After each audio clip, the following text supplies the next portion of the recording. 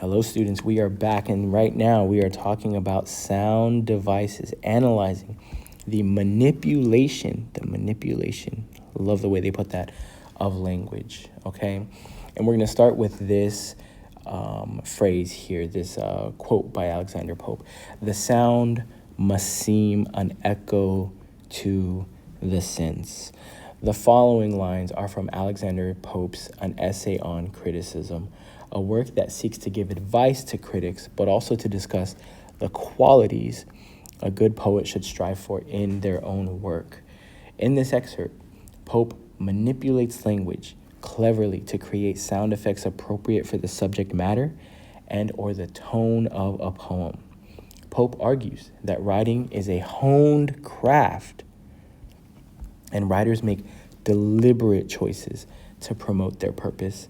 The entire work is written in heroic couplets, consecutive lines of rhymed iambic pentameter. Okay, so here we have iambic pentameter, we have 10 syllables per line, we have unstressed followed by stressed syllables, but this is not a sonnet, okay?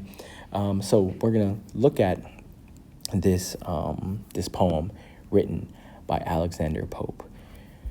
True ease in writing comes from art, not chance, and those move easiest who have learned to dance. 'Tis not enough, no harshness give offense. The sound must seem an echo to the sense. Soft is the strain when the zephyr gently blows, and the smooth stream in smoother numbers flows. But when loud surges lash the sounding shore, the hoarse, rough verse should like the torrent roar. When Ajax strives some rock's vast weight to throw, the line too labors and the words move slow. Not so when swift Camilla scours the plain, flies o'er the unbending corn and skims along the main. So here we have these instructions here. It says highlight and label the sound devices and complete a what, how, why response on a sheet of notebook paper for at least 2 of the examples that you find. Now, these instructions are a little bit outdated for me. I believe I used these instructions a while ago. We still want to look at the sound devices, but I don't really use what, how, why anymore. I use a strategy called device to meaning, which we'll get to with this example, okay? But first of all, we need to think about sound devices, okay? So here, we're gonna write some definitions of sound devices in poetry, okay? So some of the main sound devices that we are going to be looking at and for are alliteration. We're also going to be looking for consonants. And then there's another sound device that you may find called assonance, all right? Now, alliteration is going to be repetition. Oops, my pen is messing up. Repetition of consonant sounds at the beginning of words. Okay? And remember that we said earlier, poetry is meant to be heard, okay? It's meant to be heard. You need to read it to yourself and hear it whenever you get a chance, okay? And this is especially important when we're thinking about sound devices, because you know that in the English language, certain letters, like the C, for instance, can make different sounds. So here we have criticism, which makes the CK sound, but then the C in Who So Lives to Hunt, we have the word Caesar, and that starts with a C. So it makes the S sound, all right? So we need to kind of pay attention to those, all right?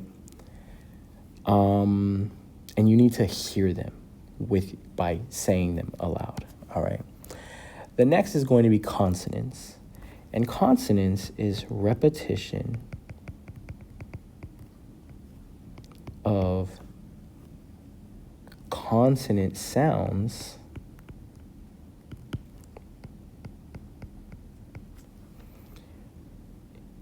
anywhere within a word, within words,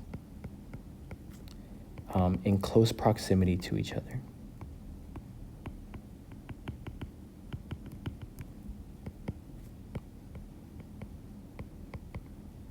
Okay, so the difference between alliteration and consonants is alliteration is repetition of consonant sounds at the beginning of words. Consonants is consonant sounds anywhere within a word. Okay, so for consonants, you may hear those sounds in the middle of words. And so that is just a little bit of a distinction. It is also a point of confusion for some students. Assonance, then, is repetition of vowel sounds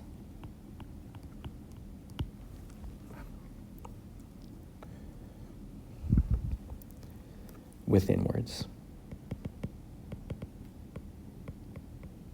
Okay, this can be in the middle. This can also be in the beginning of words.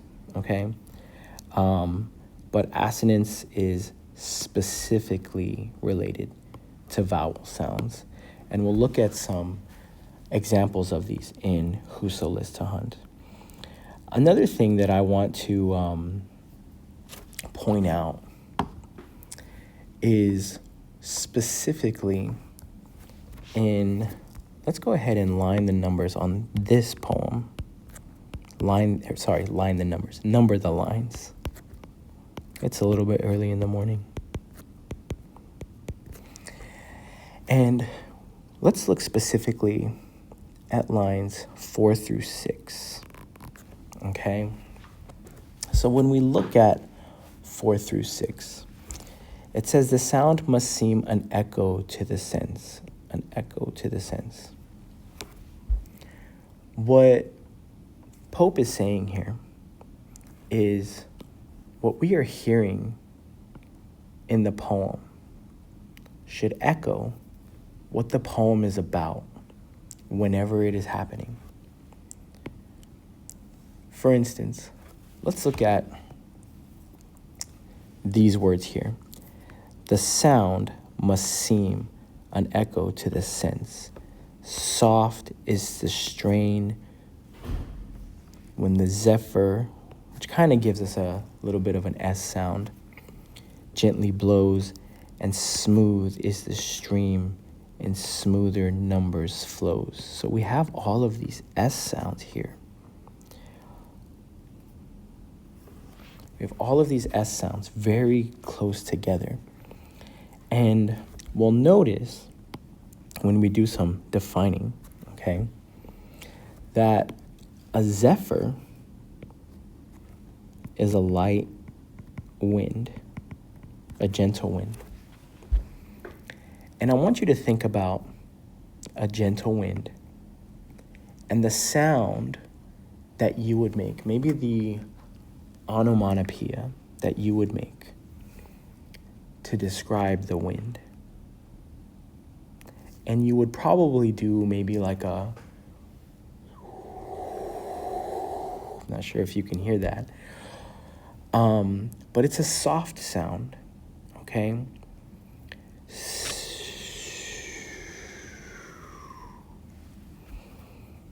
That sound of the wind, the onomatopoeia of the wind, is repeated within these lines. The smooth S sound that you would make when doing the sound of a wind is repeated when the poem is talking about the sound of a soft wind, okay? So the way the author put this together, the author intentionally did this. That is the form, how something is put together. Form follows function. He is talking about a soft wind. So he put it together, he formed it with the sounds of soft winds, these repeating S sounds. And so here we have a little bit of alliteration because they happen at the beginning. And then we also have consonants because they happen at the end, okay? And so we have this concentration of these smooth S sounds, which really helps give it an easy breezy quality. So let's look at Sir Thomas Wyatt's Whoso Lists to Hunt and find some of these sound devices, okay? And of course, I'm going to start by numbering my lines.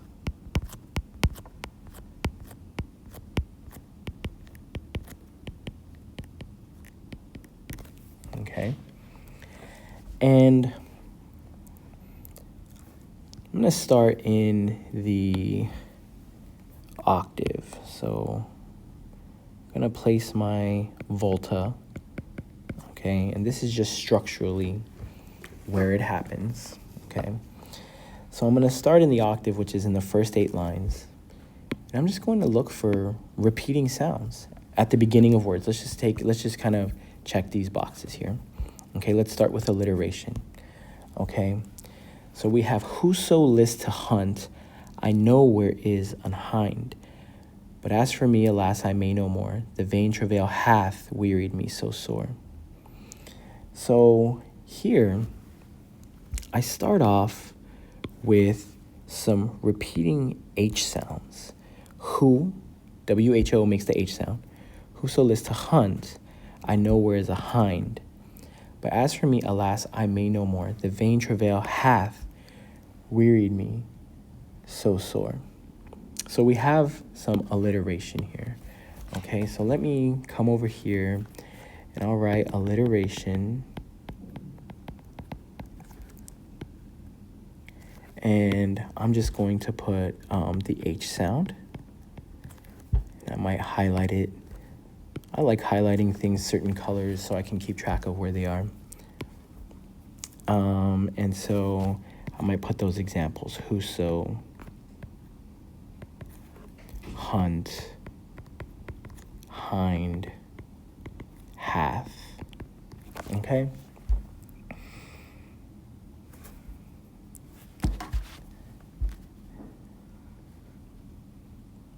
So we found some alliteration. There's more in there, but we're just going to do one example, okay? Now let's look for, consonants. And consonants is, again, repeating consonant sounds anywhere within words, okay? And this is where we kind of have to, where we kind of have to do some dissection, okay? So, whoso lists to hunt, I know where is a hind, but as for me, alas, I may no more. The vain travail hath wearied me so sore. I am of them that furthest come behind. Yet may by no means my wearied mind draw from the deer, but as she fleeth afore, fainting I follow. I leave off therefore, since in a net I seek to hold the wind. So I'm noticing here, if I'm looking anywhere else within words, I'm noticing here that I have a repeated D sound. Here at the end of these words, hind, behind, mind. But then I also have this D sound here at the beginning of draw and deer, okay? And then hold and then wind, okay? So I have this D sound, so consonants.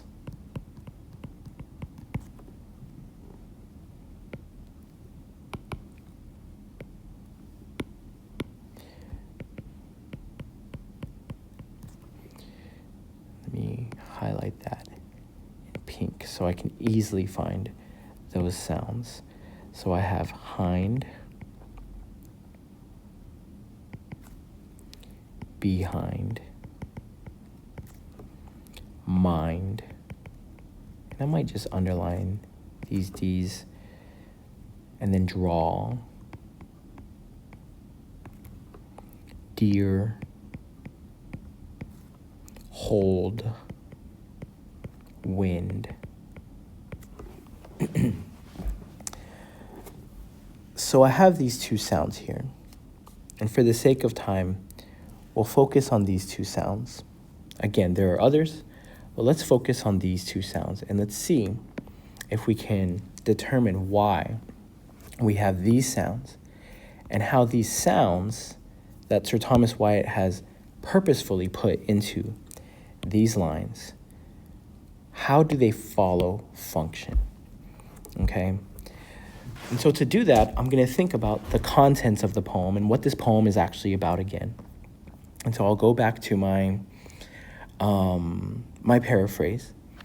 And when I revisit my paraphrase, I realize, or I notice, that where these H sounds are, we have the author saying, whoever wants to hunt, I know where to find a female deer, but as for me, sadly, I hunt no more. The useless task of hunting this deer has made me tired and hurt. Of the hunters, I am the last person who can catch this deer. So here, we have a speaker who is tired and hurt. Well, how does the H sound connect to tired or hurt? And this is where we get into analysis, okay? And so I want you to think of the sound. Again, we thought about the sound of the wind, that smooth S sound. Now I want you to think about the sound of being tired. How does it sound when you are chasing somebody or something and you become tired?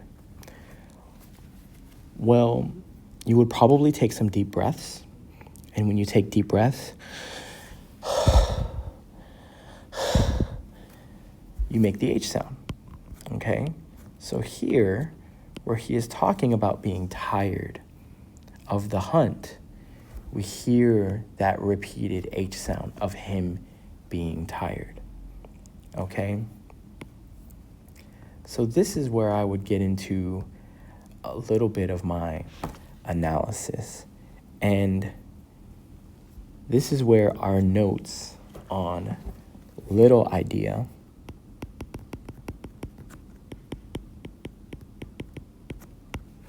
and big idea come into play. Hopefully you've taken these notes. If not, you do need to take these notes. They are in Canvas. But if you haven't, I'll give you a brief overview. The little idea is going to be the devices and strategies that an author uses to get across their big idea. The big idea is going to be what the author is saying about life, okay? And this may be related to theme. You may have called this theme before, but that's really what it is in its simplest forms. Little idea is the devices and strategies that the author uses to give us their thoughts about what they're speaking about. And in literature, what an author speaks about is life. So that's the theme, okay? What is the author saying about life, okay? So here, we can say, and this is where our analysis strategy for this year, this is a D2M. So whenever I say, hey, we need a few D2Ms, this is where we do device to meaning, okay? Here's our devices. We need to say what it means. So I'm going to say the H sound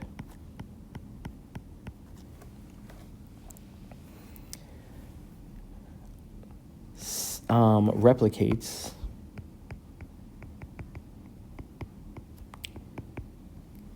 sound the narrator would make as he is exhausted by this fruitless meaning he can't get anything out of it. Remember, he can't have this deer, he can't catch it. He is exhausted by this fruitless hunt while he chases this deer that cannot be had. Good morning, staff and teachers. Please report to duty stations. Staff and teachers, please report to duty stations. Sorry about that announcement. I love when we have to remind adults to do their jobs. So the H sound replicates the sound a narrator would make as he is exhausted by this fruitless hunt while he chases this deer that cannot be had. The sound, we can say, I don't want to use replicates again. The sound is a reminder. Really, it's just replicates. The sound is a reminder of the deep breathing someone would do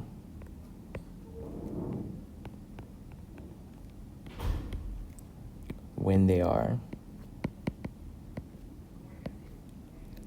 extremely exhausted by physical activity.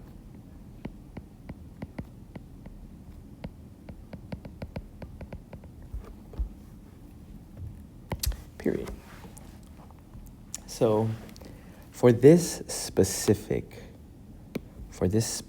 sound device, the H sound replicates the sound the narrator would make as he is exhausted by this fruitless hunt while he chases this deer that cannot be had. The H sound is a reminder of the deep breathing someone would do when they are extremely exhausted by physical activity. So that's how we would discuss this alliteration. This is a D2M for the alliteration of the H sound. There are other pieces of alliteration in this poem. But that's how we would discuss the H, okay? Other pieces that can be talked about. You do have to connect what you see to what you hear and think about the situation. And I've said this in class before, but that's really one of the hard things about English is there's really no formula or set answer. We are taking you through the thinking process logically, step by step by step by step to get here. And it's really hard to make that jump without taking those steps unless you're very, very practiced in it. And even I'm very, very practiced. I've been doing this for years. And I have to take those step-by-step, process in order to get here. So it's the thinking process. Now let's talk about this D sound that we saw, okay? Let's do another one with consonants, all right? So you'll notice where the D's are positioned on the page. And I've just gone over it in a green highlighter, okay? So here, I'm gonna write a D2M, or I'm gonna begin a D2M, okay? For the D sound.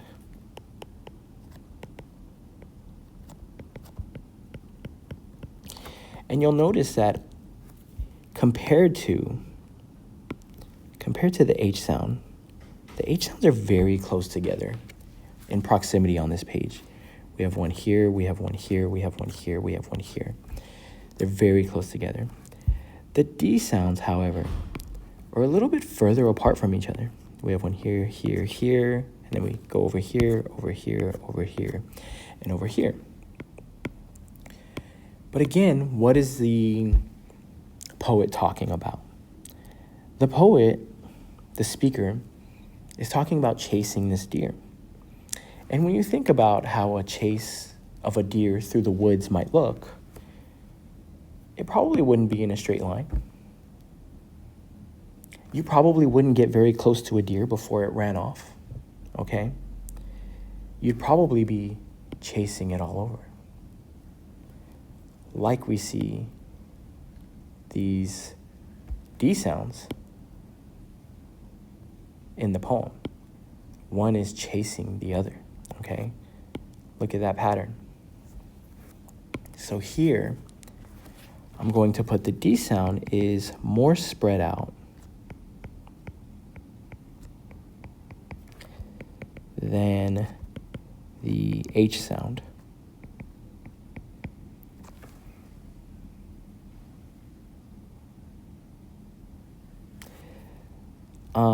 Similar, or you know what, not similar, resembling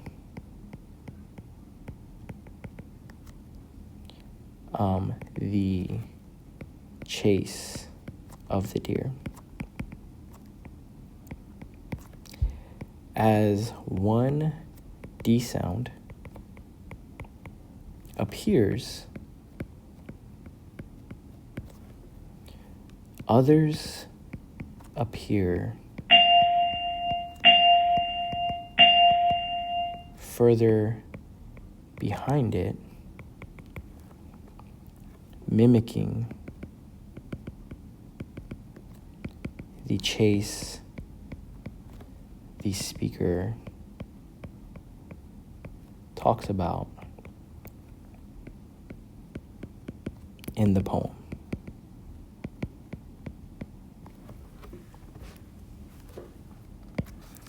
Also, he says,